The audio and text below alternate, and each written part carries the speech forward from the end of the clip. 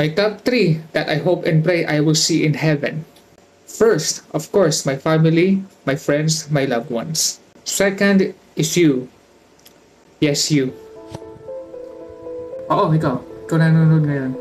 I want to celebrate my eternity with Jesus together with you. Gusto ko, experience mo lahat ng kalwalhatian, yung kagandahan ni Jesus sa heaven.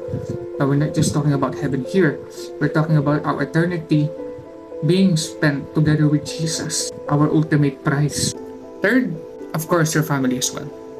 Your loved ones. Yung mga kamag-anak mo, pinsan mo, yung jowa mo, yung asawa mo, yung anak mo, lola mo, lolo mo, nanay mo, lahat na ng mga kakilala mo. Gusto ko rin silang makapunta sa langit. Wala sa atin ang gustong makita ang kamag-anak, kapamilya, o kakilala na nasusunog, umiiyak, sumisigaw sa sakit, mapunta sa place of torment or suffering. Place your faith in Jesus now and you will receive the Holy Spirit. You will see your life being transformed kahit na nandito pa lang tayo sa lupa. God bless you guys.